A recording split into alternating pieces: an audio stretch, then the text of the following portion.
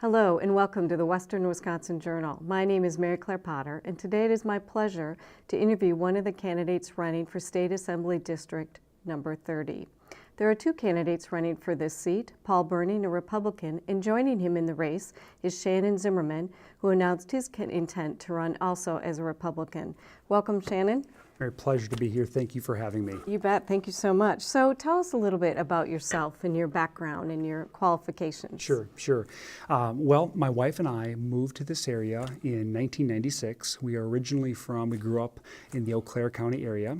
I actually met her in the 5th grade, believe it or not, and have known her ever since. And so we were married young, went to school down in Madison, and would move to this area in 1996. Where we would go on to start a business, raise a family, and it's just been a wonderful place to be since we arrived. So tell us a little bit your interest in running. What got you intrigued to represent District 30? Yeah, why would I do that? Why would you do such a thing? It's a very good question, a question that I get asked frequently. You know, to back up a step, we've been very privileged and very blessed to have started a business in the St. Croix Valley. A business that when we got going, we started literally from our living room. And to provide a bit of context here, both my wife and I come from incredibly modest means, which is, I've said now, that's a fancy way of saying we didn't have much. So when we got our business started, it took a lot of effort and it took a lot of great people. And a lot of those people live right here. Mm-hmm. They live in River Falls. They live in Hudson. They live in Roberts. And, through the years, we, again, have been very fortunate. The company has grown. It's grown considerably. And as I started to consider the prospect of running for political office, it, by and large, was their faces that I would see. And it was their families that I would see. It's an amazing and humbling experience when you add a staff member, you watch them get married, you watch them have their first child, and now you're running around Hudson and River Falls going to Little League. And when I thought about those things, my two boys, my adult sons, they live in the area, their kids are in the area. So as we kicked this idea around, and I say we because in these sort of endeavors, I consulted substantially with my wife, because if I'm going to do it, she knows me, I'm going to go all in, and she knows the level of commitment that's required here. But I would say the initial motivation really was to help serve the many who have done an outstanding job, I'll say, serving me or serving our company, their company, along the way. So tell us a little bit about your company. What is the name of your company and what is it? Yeah, it's funny because I don't know the official facts or stats on this, but I think we're somewhere in the number 1 or number 2 slot for largest employer in River Falls, which is great, but we're also a company that very few people really know about, and here's why. The company's name is Sagen, and Sagen is a company that provides language translation solutions to large multinational corporations. So examples of that would be your Nikes of the world. When they go to sell their products and so forth in Japan, well, it's not going to be in English. The 3Ms of the world locally. And so we're a B2B provider. And as a result, we don't really interact to a large degree with the community. So a lot of people don't know we exist. Now, the employees, our staff who live throughout the St. Croix Valley, of course, they know us very, very well. But our business provides language translation, and it's just been, again, a great journey. It's an industry that I think continues to grow, and I fully expect we're going to continue to create a lot of jobs in this area for years, if not decades to come. And how many employees do you have currently? Well, worldwide, I think we're somewhere in the 140 to 150 range. Officed in River Falls, in the Whitetail Business Park, I think we have roughly, my HR director would kill me for not knowing, but I think it's about 125 that show up there every day. So as you think about your business, so what experience from your business do you feel you can bring to the State Assembly? Oh, we all are witness to this political theater. Right? We live it, and we are vested in it. I mean, we care about it, right? And so for me, I think that there's a couple things. One, and I've said this from the start, I have no hidden agenda. There's nothing probably glamorous about this. In fact, I was told, you might actually alienate a few people along the way. Geez, I hope not. I really hope not. But I think that what I can bring to the Assembly is an exceptional business perspective. You don't start a business from nothing. I mean, literally nothing. We scrounged up the few nickels we had. Thank goodness a local bank was willing to take a chance on us and loan us a little bit of money, and we did what every great entrepreneur should do. We paid them back and we kept growing. But to do that, it invariably requires a resourcefulness, a resilience, a commitment. And when I look at government and think about the challenges that people face, you need all those attributes. You can't just force an agenda and expect it's going to be so. You have to negotiate.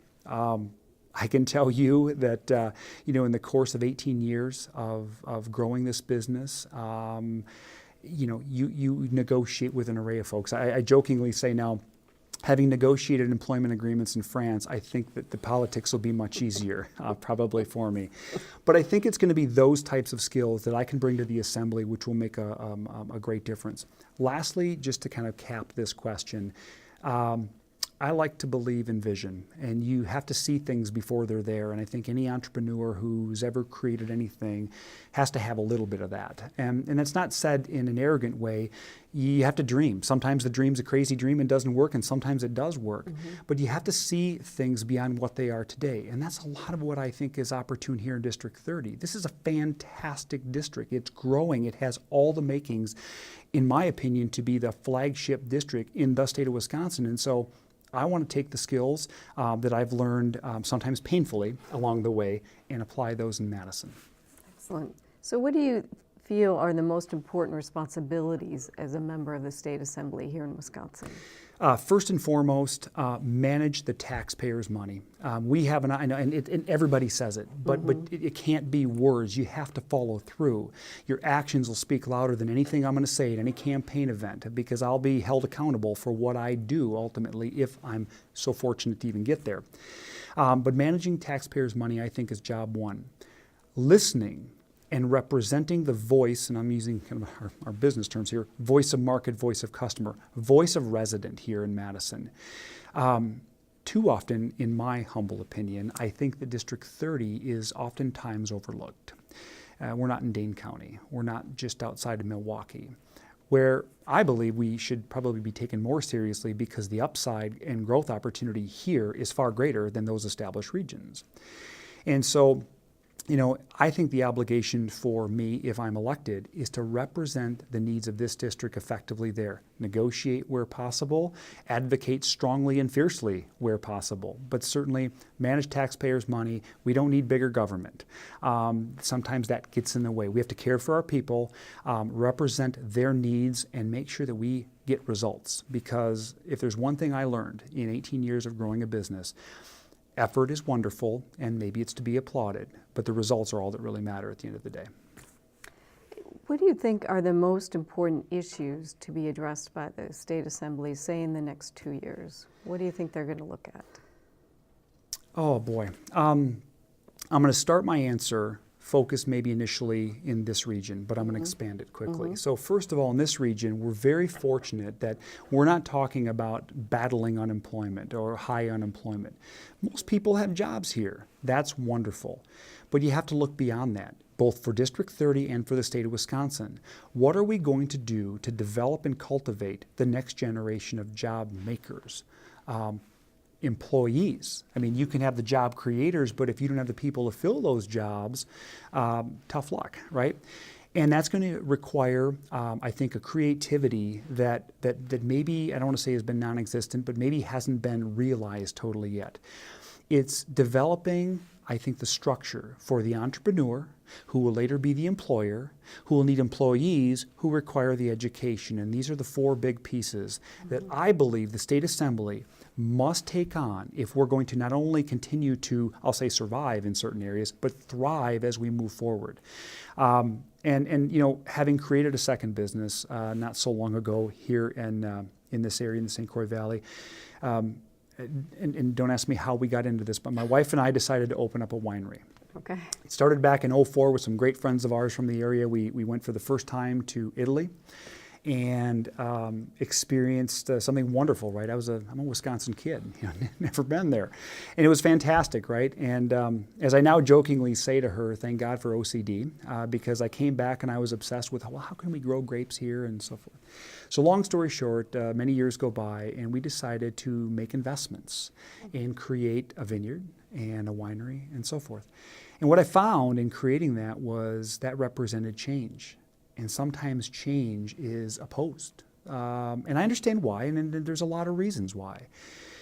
But I also feel that for people willing to make investments and create jobs, help support the community, we have to legislate in a way that makes it, I'm going to use the word easier for them, still managed. I'm not suggesting a free-for-all by any stretch of the imagination, but I think that the Assembly should be creating law that helps people create these jobs, create these businesses. So I'm a startup guy. I love that culture, the energy that's derived, the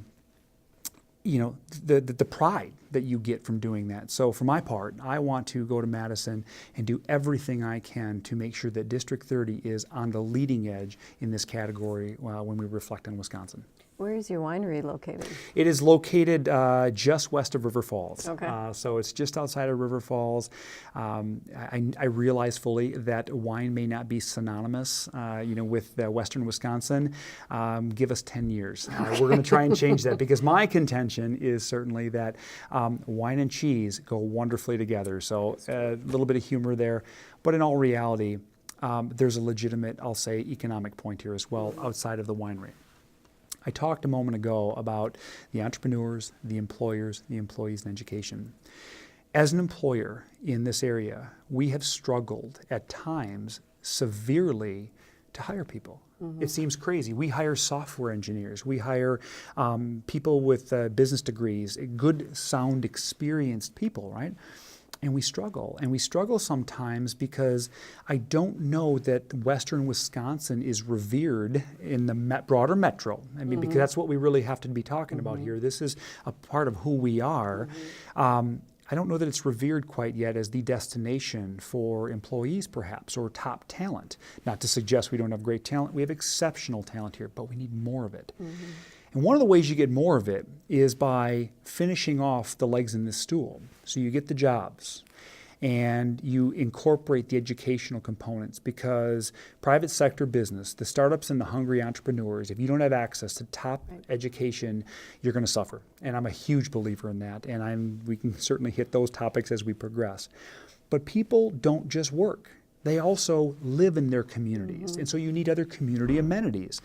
So I think an opportunity for us, maybe both at the Assembly, but also just as leaders of this area, are to not only focus on the obvious things, right? Economy, tax, the big things, but to also focus on how can we make this a wonderful destination for people to want to raise a family? People who don't live here already. I think it's great. I've loved raising my two boys here in this great area. But we need to do things that also create these entertainment or natural resource amenities that foster that in a way that really get people excited about living here and not commuting across the river into the Twin Cities.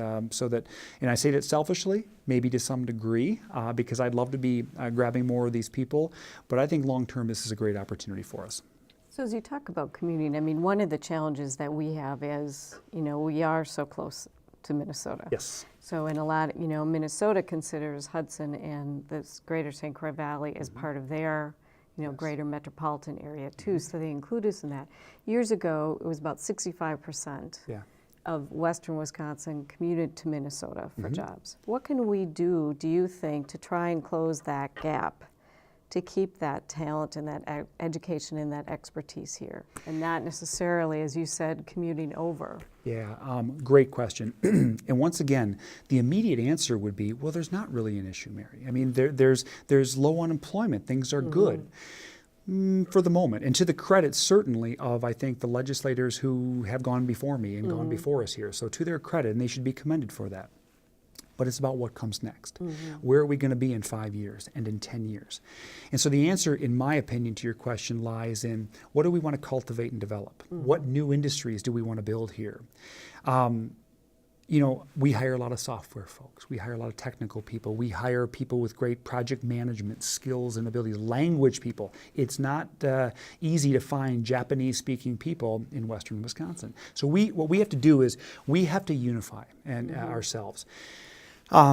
Going back roughly 18 to 24 months ago, I sat in our conference room at our office with my director of HR, and we had some representatives at the office that day from the University of Wisconsin River Falls, the city of River Falls, I think it was St. Croix County, EDC, and we were talking about a challenge that we were facing. So again, selfishly here, we were talking about how we get some of this talent and how we cultivate and grow this area. And my contention at that time was, well, it's great that Sagen, our business, needs these people. But we're one company. And if there were more of us, so one could argue that, well, if there's more companies needing project managers and high-end business people, there's going to be competition. It's going to be tougher for the employer. Not true. The more employers there are, the more employees naturally are going to congregate to areas. Look at incubation areas like cities or communities that take a focus, an industry focus, for example, medical device, life science. They will directly and deliberately cultivate and foster growth, investment, and supporting services for all businesses that are deemed under the life science umbrella. And what happens over time is you start to attract the employers. And then pretty soon you start to get a consolidation of employees with those certain skills. And over the course of a series of years, suddenly there's this new identity that emerges. And so the answer in my mind is we have to look forward into the future of this area and make some decisions in terms of what do we want to be? Do we want more, and these are great jobs, but do we want more manufacturing jobs? Do we want more high-tech jobs? Do we want some balance and blend of both? Employment's great. We all love it, right? I think it serves its purpose. But good employment is better. And so I think that that's the opportunity in front of us right now, and that's going to be something that I focus on. I want to see pockets where we see collective development of an industry within Western Wisconsin so that we don't see this flood of cars going across the river. I mean, I can tell you, like everybody else, I make my Minneapolis commutes from time to time, meeting with bankers or whomever else. For those who do it, I feel your pain. It's tough, and that's why I love my commute to the Whitetail Business Park. And I think the more of those jobs we can create, the quality of life for our St. Croix Valley residents is exponential, just goes up. Right, good. So I looked at your website, and you listed about 4 key priorities, and I just want to ask you a couple questions about those. Yep. So one of them, you talk about drive economic growth. Tell me what you're thinking there. Well, building upon some of the points that we've really already covered, it's when we talk about economic growth, it's a big umbrella. It does mean managing unemployment or reducing unemployment, getting people to work, doing so to help manage tax monies, either maintain or reduce taxes wherever we can, spend these monies appropriately. Again, I can't emphasize that enough. But to focus solely on that is incomplete. You also have to focus on the other elements we spoke of. You got to focus on the cultivation, the recruitment of talent in the area. And let's not assume that talent is going to be recruited from afar. There's talent that we're exporting from our educational centers, our technical colleges, our high schools, our universities every single year. Well, let's cultivate new opportunities for them right here. This area is going to grow. There's no stopping that. It's about managing that growth effectively now as we go forward. So when I talk about campaigning and legislating for economic growth and development, I'm incorporating all those pieces. And I know I mentioned earlier the community, the amenities within the community. I'm just a believer in that because I've sat across the table too many times during interviews with great talent from the western suburbs. And, well, what's my wife going to be able to do on the weekends here, or my husband? What activities, outdoor activities do you have here? These are the types of questions I get. And I quickly, of course, am selling and pitching our area, but these are going to be things that also are required to complete this ecosystem. So economic development to me means not just targeting one area, targeting them all and developing it in a way that allows them to work cohesively together. All right. Another point that priority you have is create and protect jobs, which you've already touched on already, but anything you want to add to that? Or No, I think that the protection of jobs, we have to create incentives, not only, yes, to recruit new business here. We also have to make this area a place where businesses that exist here aren't tempted to move away. I mean, I'll be the first to tell you, as a person who runs a business here, I don't think a week goes by some economic development organization from maybe the metro or other states, other countries for that matter. We hear it from lower interest rate countries right now really saying, bring your jobs over here, it's going to be great. We have to make sure that we're not blind and we're not missing the fact that getting the new jobs is wonderful. Absolutely, that's great. But let's also make sure that we're not missing out on those people that had called St. Croix Valley home for many years. Let's keep them engaged as well so that we're meeting their needs both now and into the future so they don't leave. Right, right. Another priority you listed is how schools and businesses work together. I mean, we've been challenged. I mean, the University of River Falls has had some extreme budget cuts, and that's affecting their programming and what they're able to do in terms of providing, classes and choices for students. So how can we work with that better or differently? What can we do? First of all, the topic of education, I fully appreciate, has been a raw, sensitive topic in this community for some time now. And regardless of where you stand on Act 10 or the issues maybe that transpired, I think we could all agree on the following. We have an obligation to educate. In fact, we have an interest in education. If we don't educate, our young or the future leaders of tomorrow, well, good luck to all of us then as a nation. So I am a huge proponent of education. Now, I'm also, I think, a bit creative here in this regard. I think there are things that we can do in the private sector business, I'll start from that vantage point, to engage the university, to engage the technical colleges, and even the high schools in a way that starts to create greater collaboration between what will one day be our labor force, our great and fantastic employees, and the employers. In some cases, it seems perplexing to me that we have this line sometimes between them. And I know we pretend it's not always there, but it's there and it exists. And I think that level of engagement is fantastic for all parties involved. I think that the student, at whatever level they may be, having the ability to explore, and not just read in a book or watch a video, but to actually engage and understand, what's that trade job really like? What is programming a computer? What is that all about? Being able to see and experience these things firsthand are motivational, inspirational potentially for that student. Likewise, for the business, I will tell you, we face, I know certain challenges in the course of our technology development. And I'll use this example. We have great technology folks on staff at Sagen for us, and again, we're blessed and privileged to have them. But sometimes when you find that 10, 15, or 20-year veteran, they come with certain preconceived notions of what's possible and what's impossible. And what I love about raw talent, sometimes let's say at the university level, they do not know what impossible is. And that makes them dangerous, if you will, right? And we want to harness and cultivate that. So when I think about how we reinvent, if you will, the integration and the exchange and collaboration between the educational resources and private sector business, let's turn it on its head. Let's do this differently so that if the university is struggling with funding, let's devise ways potentially that they can gain access to monies from startups and entrepreneurs and private sector business who are willing to write a check because you have something we need, and vice versa. Today, for a lot of reasons, there's a formality and a structure that doesn't necessarily allow that to happen quite so easily.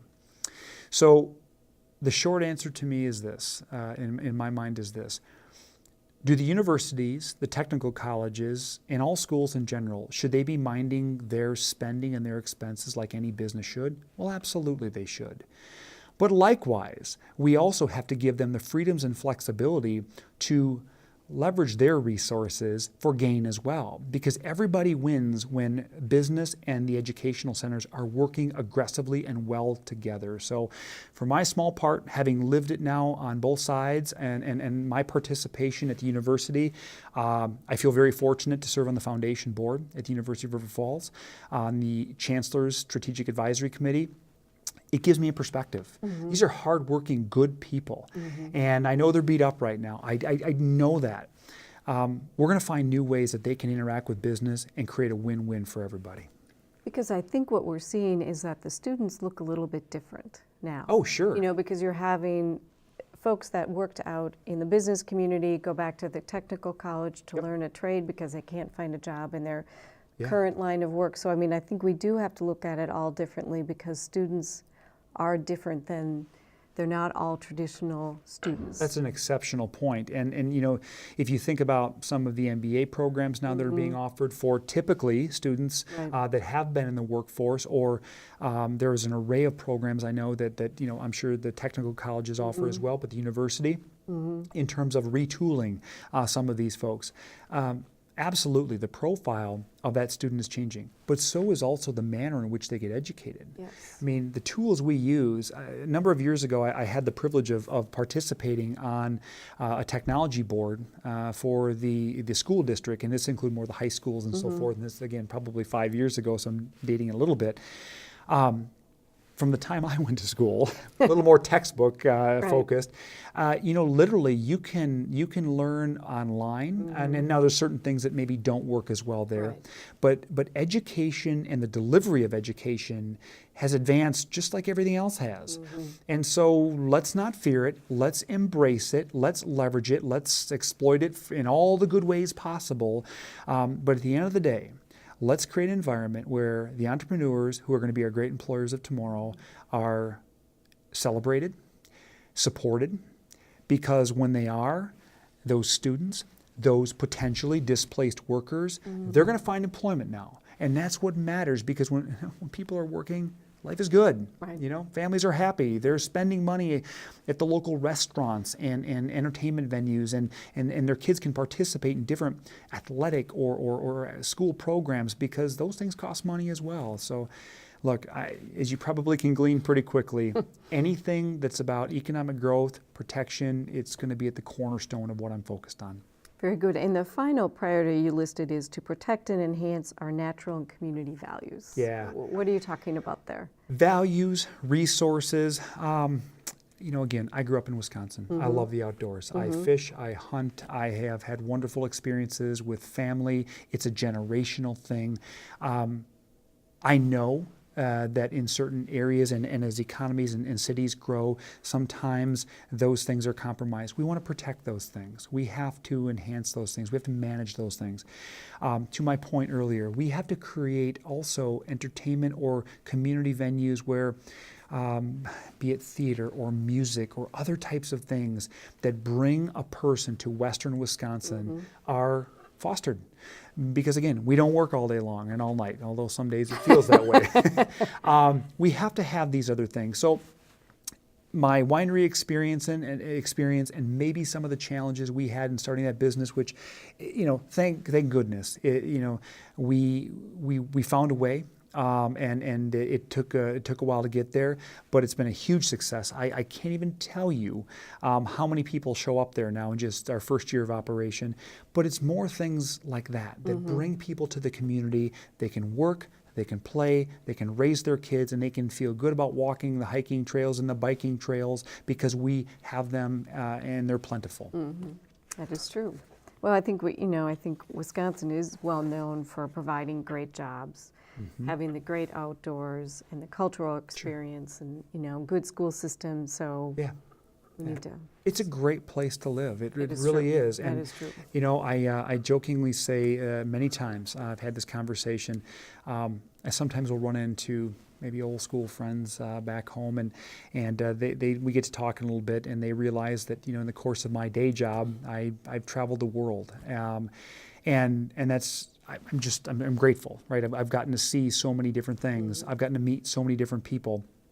Harvard graduates, you know, the boardrooms in Manhattan, you know, Europe, Asia. But I will tell you this, with no reservation, there is something to me that always is so refreshing as I cross that bridge and enter back into Wisconsin after a long week on the road. This is home, and it's a great place to be. So, we can grow global businesses right here in our backyard. And from a campaign standpoint, and back to maybe your starting question, why am I doing this? I want to take all those things that I have done, all those things that I have learned, represent District 30, represent Wisconsin and the needs of our people in Madison, so that not only can we enhance that, we sustain it for decades to come. And it's these great people that are my single greatest motivation at this point in time. Well, you have a big road ahead of you, but I think it's appreciate your willingness to run and represent District 30, because that is a huge time commitment in the midst of your other businesses. But anything else you'd like to tell us today as you continue to campaign and work towards the primary coming up? I encourage people to reach out and engage me. Hopefully it's come across in the course of this. The early roots of when we started our business, when my wife and I got this business started, and the level of engagement, and no matter how big you get and whatever successes you've had, I love speaking with every customer. I love engaging with our staff, and knowing what people are thinking about is so instrumental in success, right? They're all data points, and they help shape and form us, right? So what I would say, if there's people in District 30, you got a question. What do you think about this? What's your position on that? This is important to me. Whatever it is, don't suffer in silence. Engage me via email. You can certainly hit my webpage, Facebook. We do a lot of things there. We've been quiet. We've been very quiet. I've been very deliberate and strategic as I'm working to get connected with so many in the Hudson River Falls area. But this is going to wake up pretty soon now. So I'll be out, I'll be very active, and don't be standoffish. Reach out, say, hey, I got a question or I got a comment, and do engage me. What's the best way for folks to reach out to you? A couple ways. So first of all, my website, shannonzimmerman.com, is a great place. You can engage and connect there. Facebook is a great one as well. We post information there. There'll be video content. We will be incredibly active in the communities in the days and weeks to follow. So I fully appreciate and realize that so many of us of late are probably a little weathered politically, certainly at the national level. But it's important. It is important because the decisions that we're making, and every one of us count here, the decisions that we're making, we're going to live with. And I think it's important, even if we're weathered, we're tattered, we're torn, what have you, hang in there. There is some common sense that still does, I hope, prevail in the end. So reach out, engage me in any one of those forums, and we'll be advertising also all the campaign committee, the senior committee staff as well. So they all have a channel to me. Okay. And typically, if I don't get back to you in the same day, give me one day and I'll catch up. All right. Well, because I think oftentimes, as you know, Western Wisconsin, as you said, sometimes we feel so removed from Madison. Yeah. But what I always remind people is that the decisions that are made in Madison affect us here too. Absolutely. So I think it's important for people to be engaged and involved and speak out. So thank you, Shannon, so much for your time today and your willingness to serve the residents of District 30. Well, I sincerely appreciate this opportunity, and I thank you very much. All right. So the primary election will be held on August 9th, ahead of the November 8th general election. For the Western Wisconsin Journal, I'm Mary Claire Potter.